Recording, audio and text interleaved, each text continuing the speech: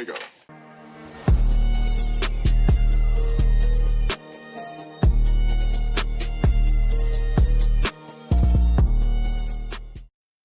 Hey guys, welcome back.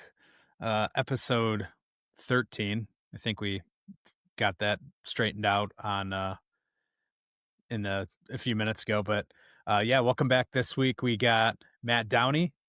Matt, welcome to the show. How you doing, man? Yeah, doing awesome. Appreciate you guys having me on. It's so good to do this. Looking forward to it. Absolutely, man. We appreciate you taking the time and having to relocate for better service to join it. So super appreciated. Yeah, it's the joys of living out in the cabin, out in the sticks. It's just part of the process. The ups and the downs. Yeah, I get it, but I'd still almost rather take the cabin out in the sticks, versus having good Wi-Fi. Seems like just easier living. It is. I try and live a pretty simple life, as much as a guy can nowadays. Just got a cabin in the woods, wood stove for heat. I have hot water and electricity, but like a week or two ago, we had that big storm roll through. Power was out for 4 days. So other than the generator to keep the fridge going, the wood stove, it's no problem whether I have power or not. So yeah, it's a good setup. Yeah, simple. Can't beat that, man. Nice. So for some listeners that may not know you, because we got them all over the U.S. and actually even outside of the U.S., which is awesome. Guess I like a quick intro. Like, who is Matt Downey? How did you get into backcountry snowmobiling? Just kind of give us the rundown. Sure. Yeah. So, my name's Matt Downey, and I'm based here in the Keweenaw Peninsula. A lot of people, you guys get it, but a lot of people in my travels honestly have no idea that there's two Michigans, the upper and lower peninsula, and it's really it's kind of two separate states. They're not even attached, other than the Sioux Bridge. So yeah, I'm constantly pulling my phone out to point out to people that there's a whole chunk of Michigan up above Wisconsin. And a lot of people honestly, are just baffled, like, oh wow, I learned something new. So yeah, if for people that don't know the Upper Peninsula and realize that there are two Michigans, pull out your map and look on the north of Wisconsin. There's a whole chunk there below Lake Superior, and that's the Upper Peninsula of Michigan. So yeah, check it out. It's a good place. There's not a whole lot up here. It's a lot of wilderness. I always say it's the next best place to being in the mountains. For how much snowfall we get, 300-400 inches a year, and not being at 10,000-12,000 foot elevation. That's some impressive snow numbers. For and sure. We have enough terrain that, it's, I always say up here is a great place to get a foundation for backcountry riding. And that's really what it was for me. Started off, and back then sleds were a lot different. My first sled was a phaser, and I ran that poor thing ragged. By the time I was done with that poor sled, it was nothing but zip ties and duct tape and bungee cords. I think it ended up going to my cousin, but yeah, but it was a good learning curve, But yeah, basically started riding, probably around 15, 16, started riding sleds, and that phaser was my first buggy. And I gave it, everything I could on that sled. And, back then I didn't realize, about fan cooled versus liquid cooled. I was just on a sled pinning that throttle, and it was awesome. I didn't know there was a whole nother level of power to unlock.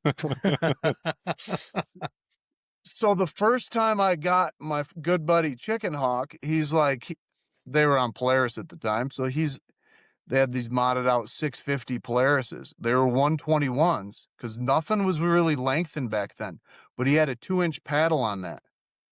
And I took that for a ride and hammered that gas, like I would on the phaser. and that thing just stood straight up across the yard, and I mean, as hard as I held that throttle, it just went, and I came back and I was like, "All right, now I understand. I understand. Yeah, I need a liquid cooled sled." And of course, he's like, "Well, not quite yet. I've seen you on that phaser. That's good for you." And it was, that's about what I needed for a few years to run that thing, you know, ragged basically. Um, but yeah, eventually ended up getting my first real sled, which was a 98 Summit. It was a 98 Summit X 670 HO 136 inch and a quarter. And so that was really like my first real sled for deep snow. And at the time I was going to school at Michigan Tech for civil engineering and needing a way to kind of, I was working construction in the summer, but just not really able to, make ends meet. I was working at Napa, the auto parts store during the week and also taking classes. But I thought, gee whiz, if I could take some guys out on the weekends, that'd be a little extra money. So that's what I started doing. And that was decades ago. So I started taking people out. And, in the beginning, there was a bunch of us. John D., the meteorologist had a lot to do with it too. And a few of Yeah. my other friends, Brian and Al and Teddy and BJ and Kenny. There was a bunch of us in the beginning that were all kind of pitching in and guiding. And then through the guiding the first few years, then you're taking all different walks of clients and people from the surrounding Midwest.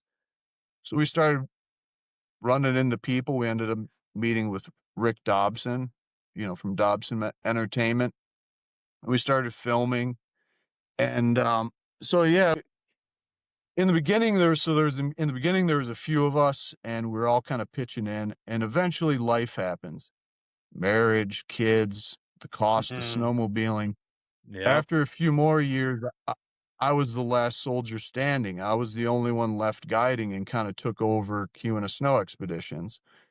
And so, yeah, the last 20 some years, basically, I've been running it.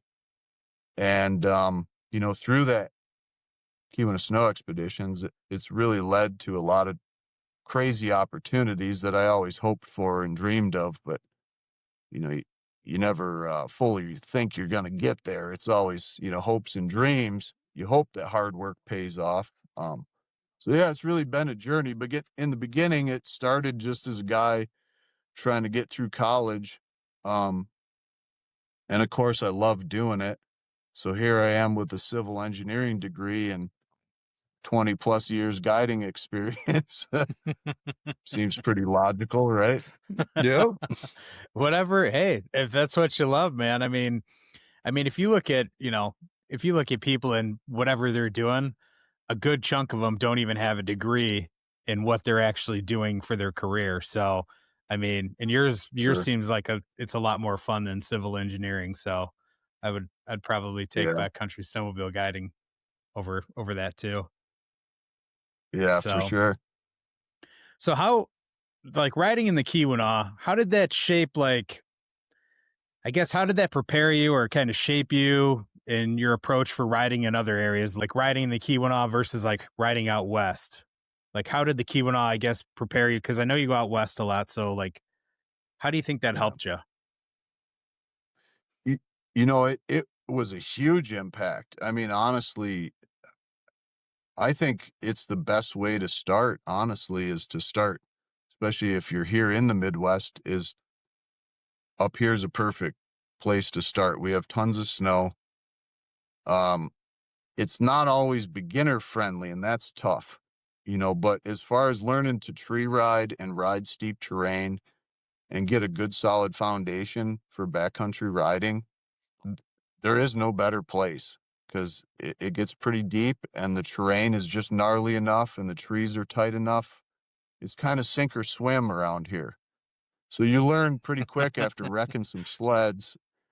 And like, okay, I got to get, it's the process of learning, yeah, to get the sled up on edge and then learning to control it and eventually getting the sled to go mostly where you want, at least most of the time. But yeah, it was a huge help to start here for sure. Cause we don't have typically avalanche danger.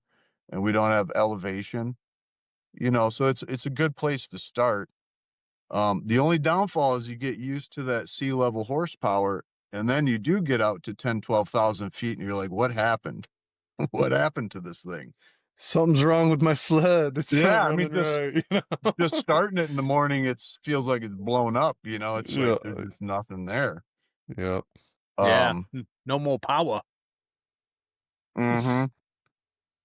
But yeah, Yeah. it's the East Coast and here in the upper Midwest is a fantastic place to learn and get a good solid foundation for, backcountry riding, and then step it up and go out west, and then incorporate your AVI training, steeper terrain, deeper snow.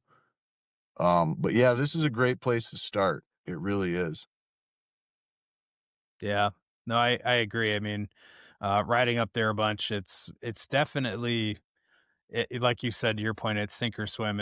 There's definitely a steep, no pun intended, learning curve to it. Trying to navigate through some of that terrain up there. So, how did you think your riding style has evolved? Throughout your career or since you started riding the phaser till now. But how like over the terrain, like techniques, like how do you think you've changed? Yeah, it has been a progression. In the beginning, I definitely had way too many mornings with way too much coffee watching Sled Necks, um, Boondockers, Thunderstruck, and all those old school films really had an impact on me for the good and bad, especially the Dane Ferguson and Jay Quinlan segments. Yeah, that really stuck out to me. That was like, because the guys that I rode with here, they definitely rode hard. So, we were always pushing each other, and riding around here is great for that, whether it's ripping down the pole lines or, deep days in the woods, in the trees or the logging roads. It's a good mix. Um, but yeah, in the beginning, I probably hit things way too hard. I didn't scope landings. A lot of it was just ridiculous. Just I go. would just look at something and be like, "Hey, can you film this?" Or even if the camera wasn't there, it was, "Hey, can you just spot the landing, make sure no one drives over here?" And a lot of times it worked out, and many times it's everyone knew when that was coming, you better line up and sit and watch the show because something was gonna happen, good or bad. Um, you know, the problem with that is you can do that and you can ride like that, but you're gonna get hurt really bad, and I did. I got hurt a bunch of times, and that'll take a little bit of wind out of your sails. Um, when you got some serious shoulder injuries and completely blowing apart my chest and back injuries and neck and, just wrist and everything else. And to be honest, I made it out pretty good compared to a lot of my friends over the years. A lot of them, aren't even walking anymore. So overall, knock on wood, Oh I wow. made it out.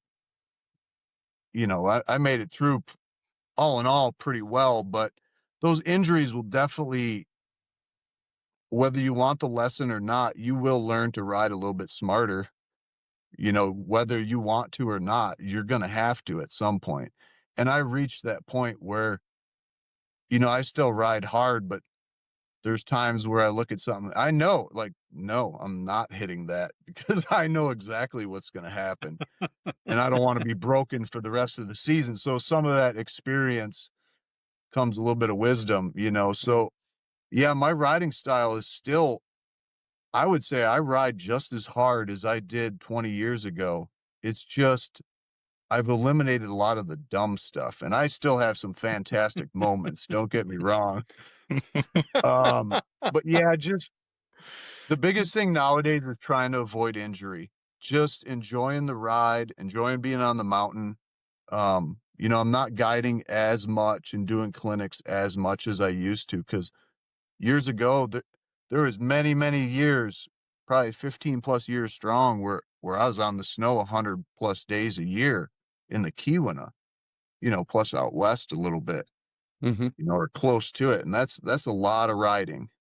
Yeah, it is. And it's also, over the years, as much as I loved it, you're making it into a job. There's that fine dance of making sure you don't burn yourself out and making sure that there's still that same amount of love for the Yeah. sport, Don't That's lose the true. passion. Yeah. Yeah. Yep. And when you're hurt, it's easy to say, oh man, and everyone that's telling you you got to hang this up. And this is before I made it with Skidoo. You got to hang this up, man. Enough. And of course, I'm not going to listen to anybody. I'm going to keep doing it because I love it. And, but yeah, you got to kind of keep yourself in check with the injuries versus riding hard, because it's hard to do both. It's hard to really push limits and not be hurt all the time. Calculated risks. Yep. Calculated That's risks. it. Yep. So, well, what do you think separates a good trail rider from a solid backcountry rider? And that's a great question for the Midwest, because there's so many guys that kind of love to do both. For me, I never, if you get on the trails and it's freshly groomed and there's no one out, it's awesome. I get, why people enjoy trail riding, but for me, it's really the groomed trails are almost like the paved roads. It's just kind of get me out of town to get me where I need to go to jump off somewhere. The highways. Yep. But, when the trails are good, it's awesome to get on them and rail. Just a nice day on the trails when it's smooth and get after it safely, but, have some fun. It's a good time.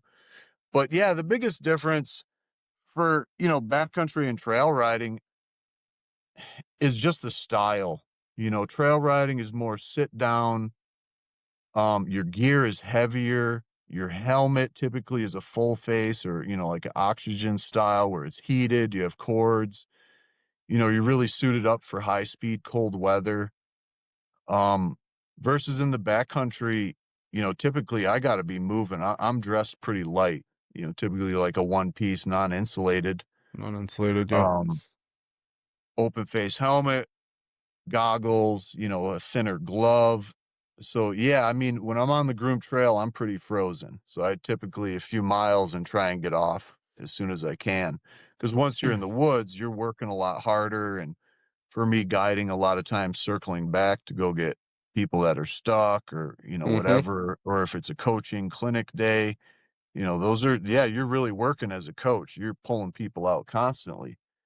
So for me, yeah, I dress pretty thin. Now, I also carry gear with me, puffy jacket, extra thick gloves, because I do go prepared in case I do have to spend the night, stuff to get fire going, all the emergency gear. But I'll carry thicker gloves and a puffy jacket to put on because, yeah, if I'm standing still for more than 20 minutes, I'll have to put the jacket on. Yep. Versus a trail rider probably could hang out for a couple hours, outside, whether they're riding or not. So Yeah. it is a big difference, And just the setup of the sleds.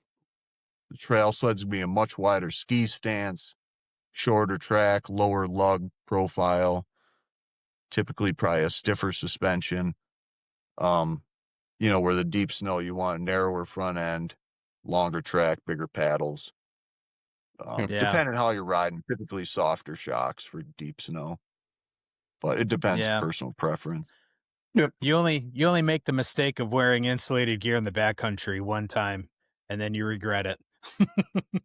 Well, so this is a great, and again, I would tell people starting out, you run whatever you brung, and you run it with no shame. Because I'm going to tell you, for probably the first 10 years of my riding career, I had a cool helmet. I always had a cool lightweight carbon fiber helmet if I could find it, or some lighter weight helmet with goggles, even going way back to the day.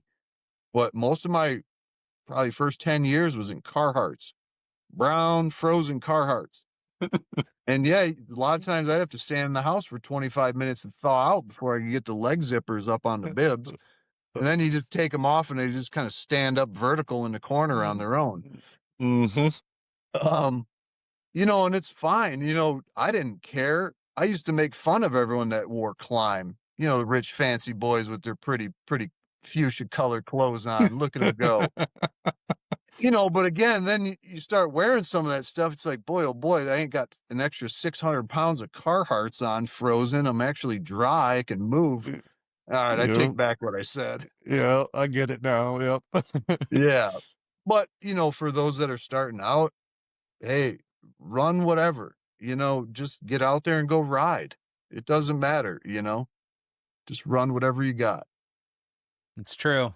What skills do you think most backcountry or most riders underestimate when they get into backcountry riding? That's a good one because I always, especially when I'm driving, like road trips out west, I try to put some thought, to a lot of these things. And it's different for a lot of people. Um, but I think the biggest thing that people underestimate is how much there's just it's the subtle movements, and also the big thing that especially the beginners I think have a harder time grasping is I call it these little windows of opportunity. And when you're riding, you sometimes have that window opportunity might be a half a second to maybe 2, 3 seconds, maybe on the long end, to make a decision, to counter steer, to swap running boards, to wrong foot forward to the opposite board, to read that terrain and to anticipate what's coming up and have that window of opportunity to make that transition or make that position change on the sled. And sometimes, yeah, it's half a second to a few seconds. And it's tough when you're starting out because you kind of feel that you did something wrong, especially when you're upside down in the next few seconds. But it's hard to recognize when that opportunity is presenting itself. And I think the best thing is you just got to ride, and really get in tune with your sled and really challenge yourself where you're riding. Um, but yeah, I think there's really something to that. If Oh that yeah. makes sense. Does that make sense? No, No, I 100% agree with that. Yeah, I that's totally get what you're saying on that. yeah, I've actually never heard it put that way, and it makes really good Yeah. sense. Especially when you're tree riding. That's a perfect example because for me anyway, I'm always trying to have line A, which is what I ultimately want, but it's just pretty aggressive. It's steep. I might not have enough track speed of line B and then line C. Line C is the bailout line. And you're making those decisions in a nanosecond sometimes. It has to be Constantly. to the Just point, yep. if anyone that maybe runs equipment, especially heavy equipment, when you first start out running an excavator, it's like a bear cub with boxing gloves on. You're thinking about it way too hard. The dipper stick's going up. You're undumping the curl in the bucket. It's same riding a sled. You have to be at the point where you're not thinking about it. You're just reacting. Because that reaction time you can't mentally have to think about it. It's just you're riding and you're reacting to whatever is in front of you or wherever you want to be or whatever, line or however you want to make the sled go. You're just reacting and you're not necessarily thinking about it. Because if you have to think it out, you're almost a few seconds behind. And it's okay if you're doing that. But eventually you want to get to the point where, yeah, it's just a process. The same way you would reach down and tie your shoes or reach for a cup. You're not thinking about, oh, okay, I'm going to open my fingers and extend my hand and curl around the cup. You just reach for it and grab it. You just reach down, grab them laces and fling them around and, your little bunny ears and wrap them around and boom, sham wow. And yeah, I think ultimately is just spending time riding and finding a group of people that kind of want to do the same thing. Just get out and go mess around for the afternoon. Like, hey, we're just going to stay in this zone. Let's just play around in side hill and, work at tree riding. Because ultimately that's what you need to do to get good at it is be in that terrain, in that situation. It's just The like with way, anything. The more time you spend on it, the more familiar you get with it, more comfortable you are. It's just, seat time. That's just comes down to it plain and simple. yeah. Hmm. So what kind of inspired you to start Keweenaw Snowmobile expeditions and your whole guiding and riding clinics? Mm-hmm. Yeah, I mean, a lot of it was something I loved doing, and I needed to get through college at the time, so it kind of made sense, you know. And it just grew from there. It really started as something just on the weekends that I could do for a little extra money, and then, like I say, from there we started getting into filming, and with Rick Dobson and a few other people, and started going out west, making trips out west, and then from there I was just so into it. I started filming, um, just grabbing content. Social media wasn't a thing back then. DVDs. But right, it was all full-length films. So there was a time when I actually started Revolution Freeride, which was the film side of it, and for quite a few years was into that. Um, even had booths set up at Heydays for a few years, and it was really into filming and gathering content. But at the time, social media was just booming then, but starting to really take over. And from that point, putting out full length films was kind of over with. So kind of stepped away from that. But then started getting into social media, and that led to getting more and more sponsors. And along the way, yeah, started incorporating, because I didn't really know what to call it. Back in the day, it was just people would ask, how do you carve, or how did you just do that? If you side hilled something. And so through guiding, started kind of just slowly showing people if they asked, oh yeah, this is what you do. And then kind of started offering to people like, hey, you want to spend all day just working on stuff, more like like a school for riding. Back in the day, it was, what was it? Brant's, and Brett Rasmussen had their I Yep. forget what it was, the after school Rasmussen's, videos or whatever they called it. yeah, Um, after school Yep. videos. um, um, but yeah, started offering, along with guiding, offering the clinics. And from there was just posting what I was doing. I just loved doing it and was posting on Instagram and Facebook. And from there, slowly started getting some sponsors and kind of teaming up with some of the big names. At the time, I was with Western Power Sports and Fly Racing and 999 Optics. And, that was awesome. That's, starting to get sponsors. Holy cats. Like, this is the real Yeah. deal. But still never lost sight. Like, I honestly just love doing it. It was just nice to have the sponsors to kind of help with the cost of things, you know? Um, and yeah, from there, a few more years went by, and a few more sponsors for clothing and helmets and things like that. And then eventually had an opportunity with Skidoo. And, that was it. That was awesome. At the time, it was the Skidoo backcountry expert team. It was like 9 people on the team. I mean, I grew up, Rob Alford and Brett Rasmussen. Those are the guys I'm watching in sled necks. I grew up looking up to these guys. You guys don't know how many times I pinched myself like, oh my God, is this It's just real? free. Like, I'm in Yeah. meetings with Skidoo, with Jay Menaberry and Ashley, and like, oh my Yeah. God, Jeremy Mercer. I mean, it was totally different in the beginning, and I'm so thankful for it. It was just, especially coming from, small town here in the Midwest, and not having like a lot of money or a big race team, to kind of help jumpstart, so to speak, the career. It was Yeah. just hard work, just Well, grind every Yep. day doing what I love. And yeah, it was a really special opportunity. And I'm so thankful for it. So yeah, it's up really till been then, quite the journey. yeah, up till then, did Ski-Doo have anyone from Midwest representing them, really? No, no, not really. Yeah, it was pretty much just the mountain, up Yeah, it's in BC, or up in Canada, out west in the US, and then up in Alaska. So awesome. yeah, it was a good opportunity, and at the time, that's when they had come out with the backcountry, as its own sled, because for a while it was Backcountry Renegade.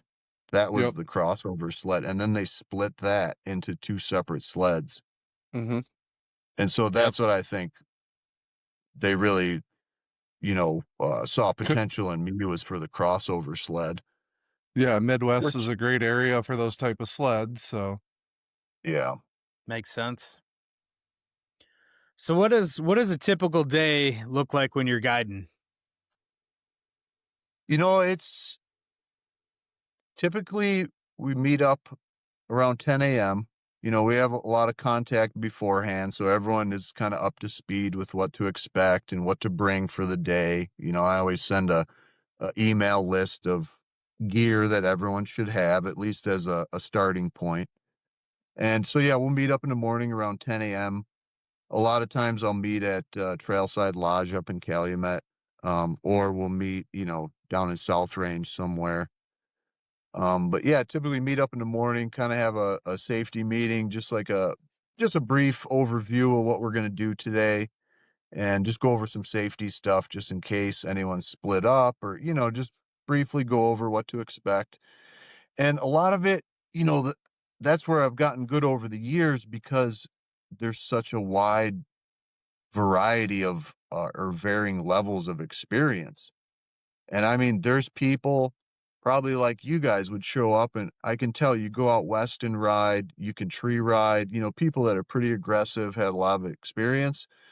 To There's groups I've taken, and I don't mean it even as a put down, but they barely can get out of the parking lot. I mean, they just don't have any experience. And so it's like, "Oh, boy." And Yeah. usually, that's the group when it's the deepest powder days, and it's like, "Oh, of this course, is gonna be here we go. this is gonna be a rough day for me. There's gonna be a lot of Hmm. ski pulling."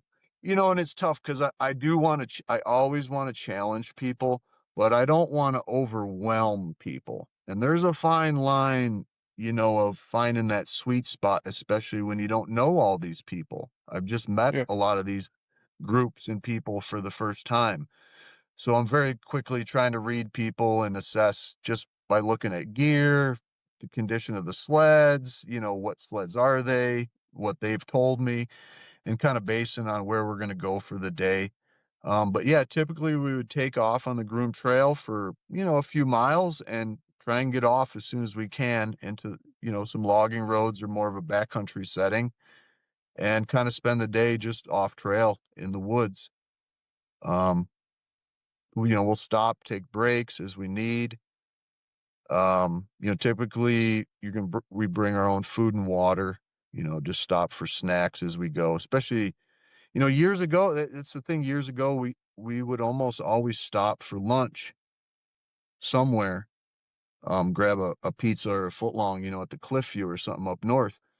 But back then, when on the deep days, we had to stop for fuel. You couldn't ride powder all day, especially for me guiding up front. If it was a deep day, I had to get fuel by about 1 o'clock. Where these new 850s, honestly, if you run a tank of fuel out of them in the backcountry, you're going to be dead tired. Like, if you need to go yeah. get more It's fuel, time to go hats off home, to you. Hats anyways. off Yeah. to you. But yeah, Oh, for me, if I run a tank of fuel out of these new sleds, like, that's a good day. I'm good at that point. Especially when you're riding 7 days a week, you got to pace yourself. That's true. definitely. So when you're out when you're out doing clinics and stuff like that, or just riding with, clients, I guess you could call them, what what mistakes do you see them? What are some common mistakes that they make?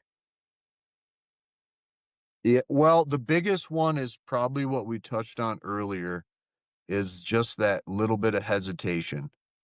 And when it's deep out, if you hesitate or get out of the throttle, you lose even just that little bit of momentum. A lot of times that's enough. You're going down. You're stuck. Um, so yeah, a lot of it is just hesitation and trying to maintain momentum. And that doesn't mean going 50, 60 miles an hour. Sometimes maintaining momentum is just keeping the clutch engaged, just trying to maintain 10 miles an hour. Because a lot of times completely letting out the throttle and then getting back in it.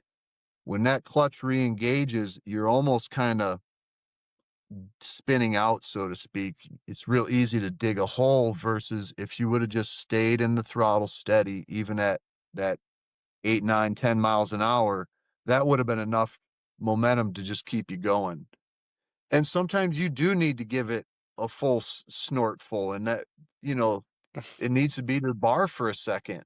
And that's also hard for people to do, to know how much throttle control, besides sled positioning, is just how much throttle. And for that, I would say people just go out in a field, in an open area where you have a ton of room and not a lot of people. And you need to just do a bunch of start stops and get used to trying to wheelie and let out of it, and getting used to how much it's going to decelerate so you don't, fly over the bars, and just get used to that throttle and getting used to being able to wheelie the sled, because that's really important, especially in the Midwest here for crossing creeks. Out west, they're too deep. You just fall in the river all the time. I do. But here they're only 4 feet deep. You got a chance. You can kind of wheelie across them. So yeah, throttle control and knowing and not being afraid to pin it and understanding what the sled's going to do, versus how much throttle you give it, is another one. And then of course, just counter steering for those that have never done that and haven't really mastered that skill set yet. That's a tough one.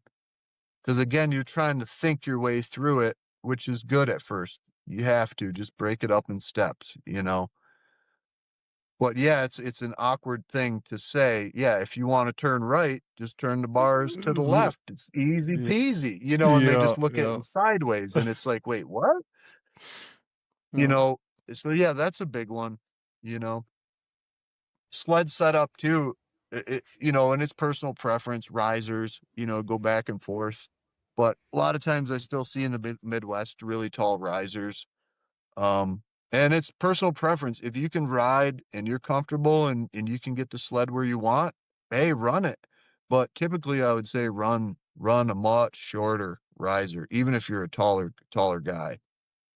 Like I'll run 2.5 or 3 inch riser if I can, with just a slight upsweep on the bars.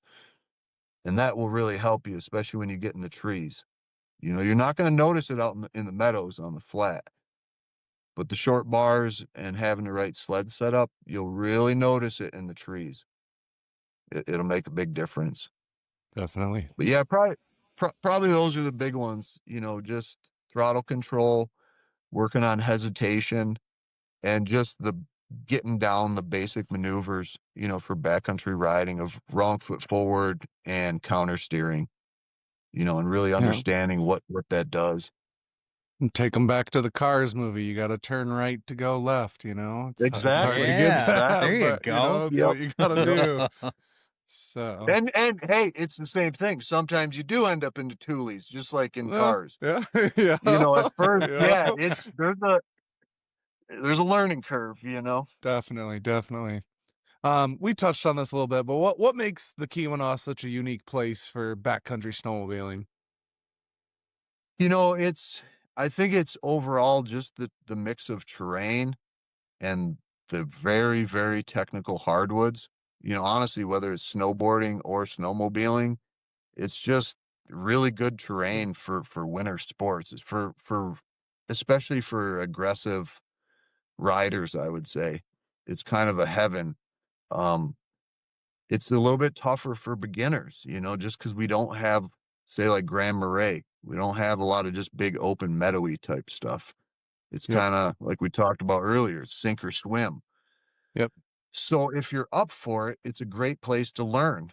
We got snow that's very comparable to out west, and enough terrain where you really can kind of get a good foundation for backcountry and mountain riding. And that's pretty awesome to have that much yep. snow, and just really the shoreline of Superior and just all the old mining stuff. It's just a cool area. Very It's cool. got a Yep. good vibe to it. There's nowhere else in the country like up here. The Houghton Lift Bridge, you know, for everyone that's been up here, I'm sure you To guys ride would across you it, see it. yeah. Yeah, as soon as you pull up and you get your eyes on that, you're like, "Yeah, boys, here we are, we made it. Yep." Uh-huh. You know, especially at night when it's snowing and the bridge is lit up. It's a beautiful structure, you know. I'm kind of a Oh, dork for nerd. sure. That's my nerd civil engineering N side geeking out on no, bridges, but it is a cool I bridge. totally get it. You always know you're in the Keweenaw when you see that thing, for sure. Yeah. So what's an ideal rider for one of your expeditions? Like experience level, mindset, expectations. What do you like to see out of someone that comes to one of yours? Yeah. You know, the biggest thing is probably just being positive and open-minded. And I do put that in the email that I send. You know, that's really your strongest suit, you know, especially starting out. It's going to be frustrating, it's going to be tiring, it's going to be exhausting. You're going to get stuck. Depending on conditions, you might get stuck a lot, but it's all good. You know, I tell people this is my job and I do a good job at it. Like, it's no problem. I'll pull you out 1,000 times. I might need a second to catch wind here and there, but Yeah. it's all good. You know, there's no pressure. The other thing I like to do is I prefer to do very small clinics. I don't and guided groups, you know. So typically try to keep it to 6 people or less. Um, just so that the experience is more one-on-one, you know, for the Yep. clients.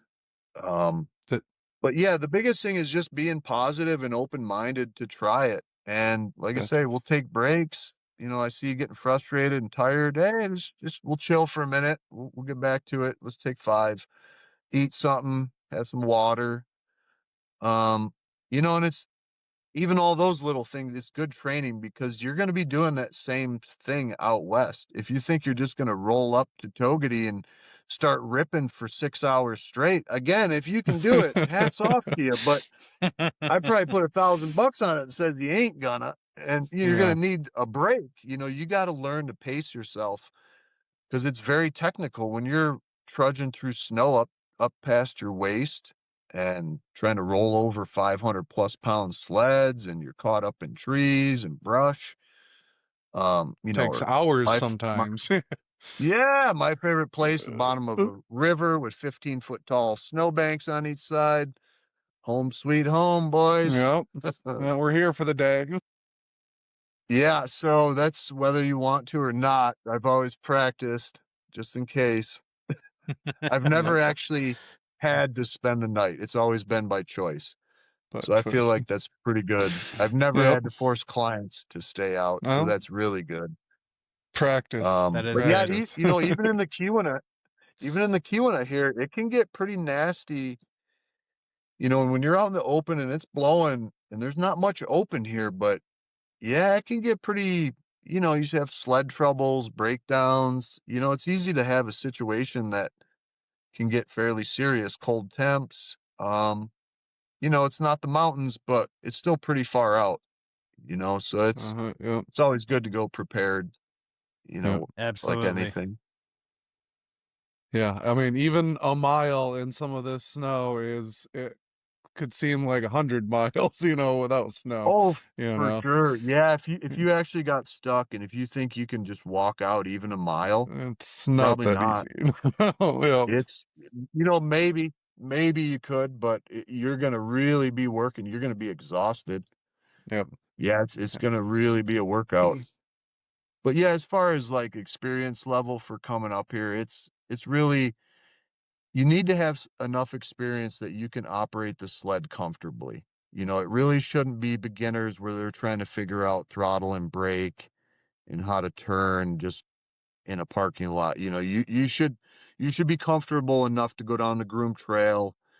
You've maybe dabbled off trail a little bit, but at the very least you can handle your machine um, you know, within reason in all regards on the groom trail. From there Yep. we can work on anything, Yep. but at least be comfortable enough to operate it. Good. Um, Describe to our listeners what your different clinic levels entail. Sure, sure. Yeah, I mean, So it's kind of suited, same thing. I kind of feel out each group based on their experience level and where they're looking to be.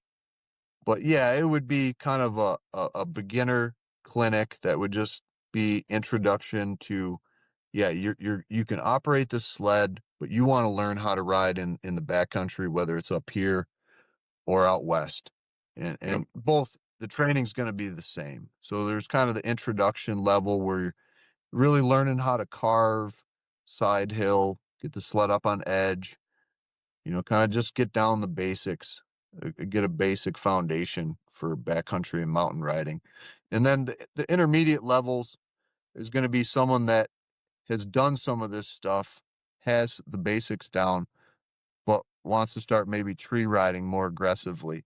So we'll just work from there, whatever level you're at, and we'll just bump you up, from there. But intermediate, typically, yeah, you should be able to get the sled on edge, at least mostly, and somewhat can control the sled, maybe not in the tightest of trees, but you can at least kind of get the sled up on edge, and we'll go from there. And then of course the expert level is just working. Yeah, I mean, it's probably for the guys that go out west a lot, really want to get after it in the trees and the steep stuff. And same, yeah, we'll just go find some gnarly stuff and really work on. There's a lot of subtle things. We kind of touched on some of it, but there's a lot of subtle things when you got the sled up on edge, especially when it's really, really steep, and foot placement on the running board, when you're wrong foot forward versus kind of up in the tunnel versus towards the back, and how much all that really affects. We just kind of work into all that stuff. If you want to start doing hop overs and all that fancy stuff, go see our boy Colin Kesterberg, Caleb Kosterky, go see him. Yeah. We don't really have enough terrain to be doing that kind of stuff. Um, so there's other clinics. If you really want to get to that level, yeah, head out west and go see some of those guys. But for anyone that wants to do any really technical tree riding, that's going to prepare you for out west, this is a great place to do it. We are limited. There's only so much terrain. If you want to start doing 100-foot booters and big cliff drops, we can do little stuff here, but there's only so much. But Yeah. yeah, if a guy wants to learn, for more intermediate and expert, if you want to get into jumping, um, drop-ins, that kind of stuff, any kind of the more technical downhill turns, get into all that stuff, especially when it's more high speed. Yep, yep. I mean, having ridden both out west and Keweenaw plenty, I know that if you can maneuver through the trees in the Keweenaw, then you're gonna have a decent time maneuvering through the trees out west. It's a little bit further Yeah. spread out, a little bit more maneuverable out there. If you can get your tree riding down here in Michigan, you'll be a-okay out west, let me tell you. So It is a big difference going, and there's some thick areas out west, but yeah, the Keweenaw is thick. The yeah, UP we got is all that just tight. scrub brush and underbrush. Definitely, it's not the same out there typically, but Yeah. can you describe a standout moment or client experience that really sums up what your business is about? Yeah, there's been a few. It's nice. I'm trying to think. I enjoy the family aspect of it. So especially when it's a father son, I definitely try to make time for that kind of situation. I try to make time for everyone, but like I said, I have cut back on how much I'm guiding the last Yep. few years. But I still try and make time for that, for the youth stuff, for the women's clinics, any kind of the family stuff. It's important. It's important for me to do that. And yeah, there's been a few over the years, you know, not that I'm getting any older, I'm not going to date myself, but it's funny that it started off taking some of these guys, like it would be dad with his friends back in the day. And now his kids are starting to come up. And sometimes now dad doesn't even come up anymore. It's like just his kids. So like the whole Kids. generation, I'm on to the next generation guiding. Yep. And to me, That really is special, and it gives me hope for the sport because it is in a tough spot. The whole industry is in a tough way. For sure. But there's hope. Yeah, when the kids are starting to call me up, the boys and the sons and daughters too, it's all good. Everyone. But yeah, when the kids are starting to call to come up for a clinic or go out for the day, that's pretty awesome. That Just is. to know that the sport's going to continue. Yep. That means a lot to me. And yeah, there's been a few moments where some people really have just clicked, like they showed up. Um, and it's been both for some of the women and for men. People show up, they can ride the sled, but not really too well off trail or in the backcountry. And to watch them progress in 2 or 4 days to really almost rock star level, it's like, yeah, you just see it really click quickly with them. That's And cool. just to see that enthusiasm as a coach, that's really it. That's the moment, because you did your job. You were able to convey that information in a way that they were able to respond to. And you got to do it different ways for different people. It's not just one method sometimes. So yeah, it really makes me feel good when it clicks off with somebody, and to hear them and see them, when you can hear their hoots and hollers Their as they excitement. Yep. ride away. It's a Yep. good moment. It is, and to share that moment on the snow, through all the joys and the frustrations, it's good. It's Yeah. it's a Yeah. good time. That's cool. Yeah, that is cool. It's gotta probably make you feel good too that they're including you in the future of the sport and hitting you back up to take them out, and it's just kind of like, I don't know, Yeah, maybe coming full circle is the best way, or maybe not. I don't know, but for sure. I Yeah, no, for it's a sure. cool feeling. It's got to be a cool feeling. Yeah. So Yeah, it really is. so the Michigan and Midwest, I don't think they get the same. It doesn't get the same recognition as obviously riding out west or maybe in some other areas. But what do you think people misunderstand the most about riding? I mean, in the Keweenaw or just in the UP in general?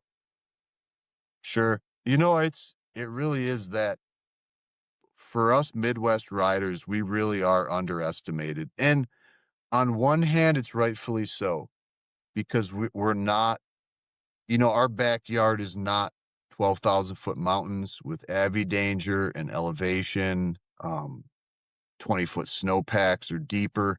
It's a whole nother level out there. And it really is. And should warrant the respect. It shouldn't be compared to the Midwest riding because it is a whole nother level up. But with that being said, I kind of do take it personal because, like, for me, I kind of got a chip on my shoulder. Like I say, I give out west the respect it deserves. But also, I'm gonna let them boys know I'm gonna be tail grabbing your ass up that mountain because we can hang.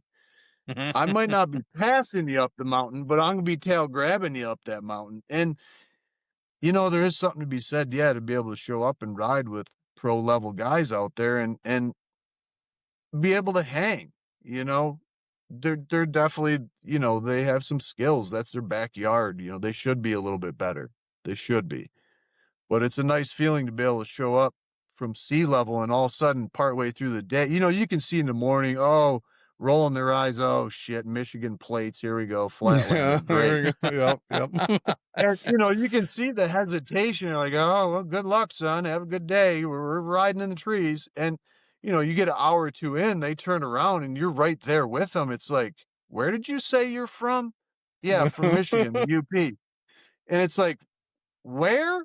What? Like, how do you ride like that? I've gotten that a lot, and it is flattering. It's a nice, it's nice to get that, to have guys turn around and be like, man, I can't believe you're up here. It's like, yeah, come Yeah. on, let's get it. Yep. Yep. Waiting on you. um, yeah, Love that. exactly. And I Love also that. say that humbly, 10 minutes later, I'm in the bottom of that river, 15 feet deep, radioing for a ski pole. So, Hey, can I have a little take it help? with a grain of salt, good with the bad. Yep. But yeah, I would say that's definitely been a point in my career. I've tried to do it as humbly and, professionally as I can. But yeah, to kind of put the Midwest on the map to say, hey, it ain't just the big mountain riders that can hang out there. And like I say, Yep. I give them the respect. There's many levels to this game, but I would say for the Midwest riders, you absolutely stay hungry and keep riding because we're right there with them. This is a great place, like I say, to really get a foundation for backcountry and mountain riding. And you get out there and adjust to the altitude and a little bit power loss. Um, but yeah, it's just an amazing place. And to meet all the different people out there too is the other side of it, you know? Just a whole new network of friends. Yep. Yeah, that's true. That's how me and Nick met. Yep. Yeah. No, it Group is. I ride. mean, Yep. it's Yep. Yep. a lot of times lifelong friends, you know, just because of snowmobiling. Yeah. I can't It's tell you how many it's of my true. friends I've met through either Do Talk forum or just, Facebook on snowmobiling, meeting up and riding. So, yeah. Yeah. Um, what's one piece of gear you'll never go into the backcountry without? Mm. I like the top pick, most important. Yeah. What would you number one you're putting in your bag other than your bag? I mean, there's a lot of things, I'll be honest, that I absolutely won't ride with. You know, I got kind of a base list of things. Probably if there was one tool, if I had to pick one, it would probably be the shovel or the saw. And I would say both are pretty equal important Yep. because if you get stuck, you're going to need the shovel. And if you get hung up in the trees, which I allegedly may or may not have once or twice, Yeah. You're gonna want that saw then. yeah, you're going For to need sure. the saw. I would say if I had to pick one, probably the saw. If I had to pick only one, I'd bring a saw. Yeah. Rip the snow flap off and use it for a shovel. Yep. Yep. Yeah, There you you can go. always use your feet, you know, tank a trail, you know. Yep. How do you encourage respect for land access and local communities when you're riding up there? So this is a big one, and this is part of the reason why I've pulled back on guiding so much is just because of the land use, especially in the Keweenaw Peninsula, so north of Houghton. Mm-hmm. Because a lot of people, you know, it's confusing. Like for us up here, when we say the Keweenaw, we mean the peninsula north of Houghton. And I think a lot of people confuse that, and they'll include maybe down towards like Twin Lakes and South Range, and I don't know what they include, but that's typically we don't call that the Keweenaw. You know, that's just, you know, south of Houghton. But so I'm referring to north of the bridge, north of Houghton Hancock in the Yep. Keweenaw Peninsula. It's really changed. You know, there's still some areas where I guess technically you could ride, but it has changed so much in the last 20 years. A lot of it's private, a lot of it's conservancy land. Um, a lot has really changed, and it's made it tough for legal riding. Cut So off your yeah, ways to there's get to those areas. yes, I mean Yep.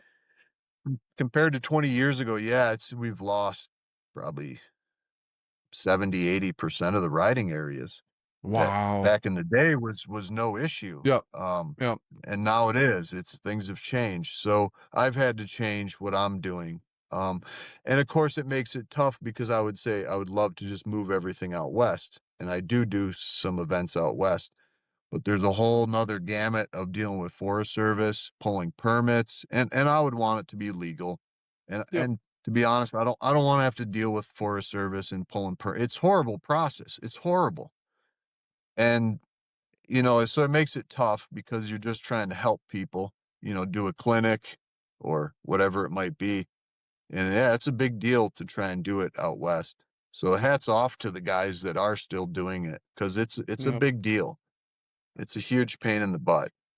Yeah. Um, but yeah, as far as in the Keweenaw here, you know, it's I stress it when I'm guiding. I stress it. I try to stress it, you know, in some of my posts without overdoing it. But you know, in essence, we're kind of losing the battle. You know, every year is a little bit less and less riding areas. Yep. Some of it is our own doing and some of it not. It's just the way the thing, you know, the dice roll sometimes. but there is a small part of it that are things we can do, and part of it's just picking up trash. You know, when there's oil, Yeah. two-stroke oil can, snowmobile belts, you can't Oh say that, "Oh, gosh. it was the snowboarders, it was the mountain bikers." No, man, it was us. We did it. Yeah. You know, all the beer cans and trash, Yep. and, you know, we gotta pick that stuff up, take it with you, because as soon as someone takes a photo of that, we have no argument. We have Yeah. zero argument to say, "Oh, well, no, it was us. We did it." Yep. Yep. And maybe not you or I personally, but in essence, you know, we're all part of the sport. Um, so yeah, it's important that one, we just pick up after ourselves is a good start. And two, you know, it's tough, but if it's not legal to ride there or you're not sure, we probably should stay out of there. Because that's the other thing. We start tearing up areas where we're not supposed to ride. Again, when there's snowmobile tracks through there, it's hard to argue that, oh, it was the Yep. side by side, it was the trucks. Yep. You Yep. know, for instance, the one, Yeah. it happens a few times a year. People down like in Twin Lakes, they're out tearing up powder in the cemetery, like, or in the golf course. Like, The come on, golf guys, carts like, crossing have a little owners. Yeah. respect. Not in the cemetery, Yeah. please. Not in the cemetery. How dumb can You you know, be? that's yeah. It's you know, that's just a big, you know, and then as soon as that hits online, it's fuel for the fire. We don't Yep. we're not helping our cause. So yeah, probably just being mindful of where we're riding, you know, Onyx and apps. There's a lot of apps out there if you don't know the area to try and look Mm-hmm. online and figure out where you're at. And just yeah, pick up after yourself, you know, try and be a good steward. Because yeah, it just a lot of people will use that when they see snowmobile belts and some oil cans, they will for sure take pictures and post it. Oh Yeah. yeah. And They want you know, it's people want to get it shut down. Yeah. yeah, Yeah. There's a ton of environmental groups that would love to have this shut down everywhere. And that's just yeah, you're literally just giving them ammunition. You know, you're giving them rope to hang us with, essentially.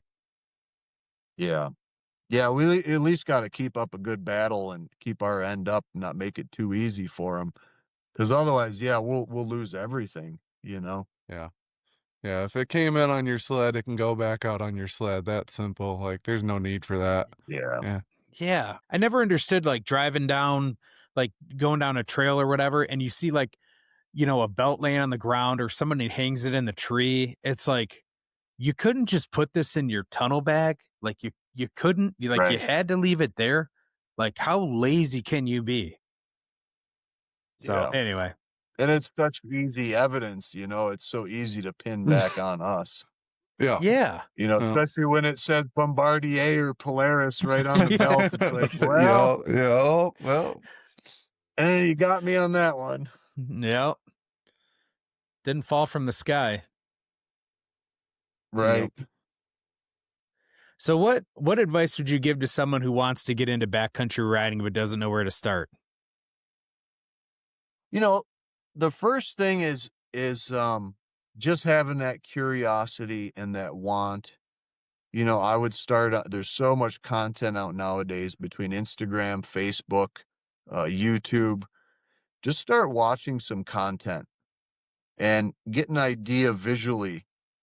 Because there is something, you know, we all learn different, but there is something to be said for that. You know, I think I've read or watched something like you can play basketball and you'll learn how to improve and you'll get better at it by practicing. But you also can get better at basketball by watching videos of basketball. And I think there is something to that. I think, and I see it in these young kids, all right, this next generation, okay, I can see how, if I'm honest about it, and again, sometimes it's hard to be this honest, but it was very difficult for me to do filming and editing. Like the filming part's fine, but the computer part, posting online, social media, all the computer and phone side of it, like that's my struggle. It's my downs. I see it's a tool, it's a good tool, but I see how effortlessly this next generation of kids just get online. They can film something and they're editing it and posting it and clipping trimming files and adding clips together and pulling, other clips off of YouTube to make it funnier. Um, and that is something, they're just in tune with the technology. So like that part's easier for them. But yeah, I think watching the footage and riding is a good place to start. And then from there, figure out what kind of riding you want to do. Of course, a Summit or a RMK is going to be the best sled for the backcountry. The problem for the Midwest riders is not everyone should be on a Summit. Not everyone should have a RMK. And I would say most people probably shouldn't. They trail ride with them too much. And you don't want to have a 165 3-inch if you're going to do a 300-mile day on the Groom Trail. Get a You're going to phaser. wreck yeah, the track's going to come apart. It doesn't handle good. Like, it's just, so you need to be honest about what sled you need for your riding style. But start by watching some footage, get out and start doing it. Eventually, if you're really into backcountry riding and that's all you want to do, then yeah, go buy a mountain sled. Otherwise, maybe look at a crossover sled. Or if funds aren't an issue, go buy a trail sled for the trail and go buy a mountain sled for doing backcountry stuff. That's really the best way to do it. Because honestly, the crossover sleds, the problem is it's like a backhoe. It's like kind of a tool for everything, but it kind of gets in the way and doesn't really do anything, one good thing good. Like a crossover sled isn't really that great on the trail, and it's also not that great in deep snow. I mean, for the Midwest, if you're just bombing down the trail and you want to go on a logging road, it's probably okay for that, any of the crossover sleds. But if you really want to be out in the mountains and you want to be aggressively tree riding, you need to be on a narrow stance mountain sled. And so that would really be where you want to work towards, is getting yourself the sled that's going to be set up right, and then getting out there and doing it. If you want to do some clinics, that's a great thing too. It's hard for us guys. Sometimes pride is in the way. It's hard for us to ask for help sometimes, but I would say move past it. It's just like a group of guys hanging out. Same for the women. We're just hanging out. It's just a fun day, just learn and improve. And then go out and just keep working at it. But yeah, ultimately it is an experience thing. The more you do it, the more you're going to get better at it. For sure. Yeah, that makes sense. We got one last question for you, because I know we're over an hour and we want to let you get back Sure. home. So if you could leave us with one lesson about backcountry snowmobiling, what would it be? That's a great question. Save the best for last. Yeah, I think the best thing about backcountry snowmobiling is just the type of people. And even though we all come from different backgrounds, we kind of deep down have this same kind of love. We're kind of a special breed. Like, let's go hang out in -degree temps in the middle of nowhere with no cell service and kind of hope that the machines don't break down. It should be fun. Yeah. We'll bring some snacks. Yeah, we'll get stuck. Sounds Dig awesome. out, I'm in. No, that's true.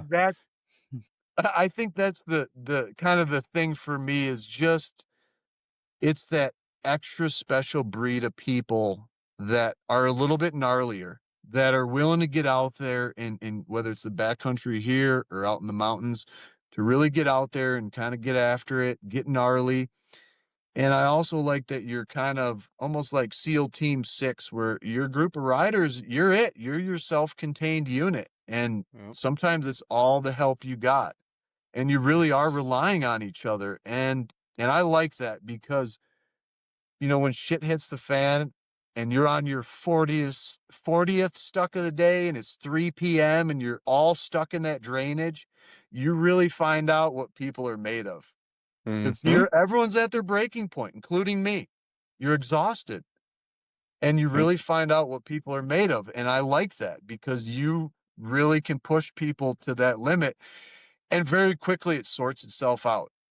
There's some people who are like, I will never ride with you guys ever again. And there's other guys who are like, you're my people. Like, Yep. call me please for the next round. And it Yeah. sorts itself out. You find some really solid people to ride with that are just ready to get after it. You know, whatever happens, all right, let's do it. Yep. And I think that's, for me, that's like the big kicker. Yeah. Yeah. Yeah. Yeah, one of the biggest things I think about backcountry is you can't expect expect rescue. You got to expect self rescue. Like, you're going out there, you have to get yourself out. Like, Yeah. bottom line, you and your crew. Like, that's it. Like, you're not calling on the magical helicopter to come get you. I mean, unless it's crazy, but it's on you, and it takes a special breed to be able to do that. 100%. Yeah. Yeah, Yeah, for sure. self-sufficient. And that was a great answer, by the way. I mean, I think you nailed it. So that was really good. And you're not wrong. I mean, everybody's got to be a little crazy to do I this. think there's something to it, but it's good. We all have that to relate to, It's like, oh, you snowmobile? You want to be best friends? Okay. Yeah. Did we just become best friends? Yep. Yeah. Yes, yeah, we the Will did. Ferrell meme, I mean, Yeah. it is literally. It's, if you meet someone, like, I'll be on construction job sites, all over the country, and, oh, you snowmobile? It's like, oh, okay. Yeah. Nope. Got a friend here. Let's do this. Yep. Yeah. Find some common ground. Yeah, for sure. So, all right, guys. Well, we're pushing an hour and 12 minutes, so we're gonna wrap it up and call it an episode. Yeah. But Matt, thanks again. Appreciate you joining, man. Great talking with you. It was a lot of fun. Yeah, Awesome. thank you guys so much. This was epic. And keep in touch. You got my number. Yep. Keep in touch for this winter. Yeah. For coming up here. When you guys head up here, keep in touch. We'll just see how Appreciate the it. snow is. Yep. Yeah, we got a couple trips. Well, we got one at the end of January that we're coming up for. We got a group of guys coming up for that one. So I'll hit you up when we get up there, see what you're up to. Okay. Yeah, appreciate it. Yeah, for sure, man. All right, guys, until next time. Thanks for listening. We'll see you. Yeah, this was great, guys. Thank you. Thank you.